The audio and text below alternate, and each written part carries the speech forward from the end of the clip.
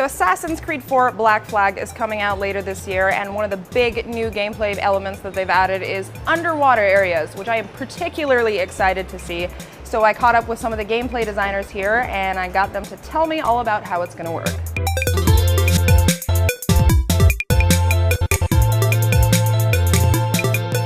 It seems like a lot of the gameplay elements from above ground have sort of been incorporated into the underwater gameplay, but in kind of a twist. Can you go into a little bit of detail about that?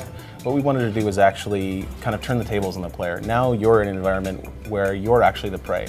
You're an unarmed man in a foreign, dangerous environment where you've got anything from, sharks, moray eels, jellyfish, sea urchins, even just the environment itself with sea currents, and the fact that you're just a man, you don't have an oxygen mask. This is set, back in the pirate days, so there weren't any of those technological things that we can rely on to kind of explore these areas. And so we made a conscious choice this time to actually give the player a fairly generous breath meter, so they can explore for quite a while. There's other sources of air underwater, like air pockets and these special tools called air barrels that the crew actually drops down, so you can kind of duck into an air barrel, get a breath of air, and continue exploring.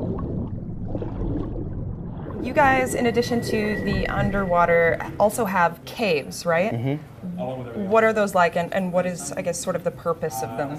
Well, the caves are a really interesting environment because they're full of treasure as well. There's smugglers. This was a day when there was a lot of opportunity for sort of doing backroom deals and kind of smuggling goods in the Caribbean, and we're kind of showing that off in the game. So we've got these caves with full of smugglers that you can kind of go in and take their treasure for yourself. And some of these caves can actually be accessed through underwater. So it's called a cenote. Is the geographical term, and you can actually swim underneath the surface into a cave and then pop out back onto the surface into a cave, go take out some guys, steal their treasure. It seems like you guys have a ton of wildlife in there.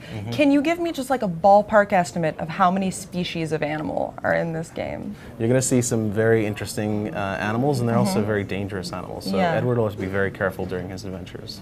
There are animals that you don't even want to look at because they're so scary. Because when you're underwater, when you're above land, when you're harpooning, you're the man. You're on your ship, you got your harpoon, boom, you're done.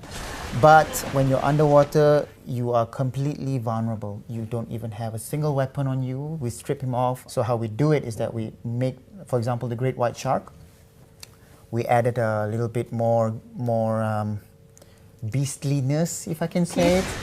Like you add a little bit more blood around the mouth, and then you bring down his brow to make him look fierce. You give him more muscles. Also, from when you put something on screen, you want to make things larger than life. This is what we've done also for the animals.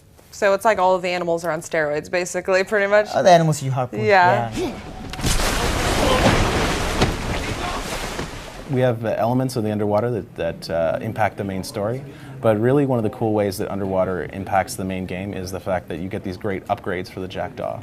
By searching for underwater, you can find power-up, like basically upgrades for your ship, and obviously money and stuff, which is very important. And it's all about the Jackdaw becoming sort of like your second hero in the game. So you have this ship that stays with you from the beginning of the game, and you'll build it and customize it and make it stronger as you progress. And so going and diving underwater, you're going to be searching for very valuable rewards as you explore the underwater environment. So it's really about finding treasure. At the end of the day. Finding treasure.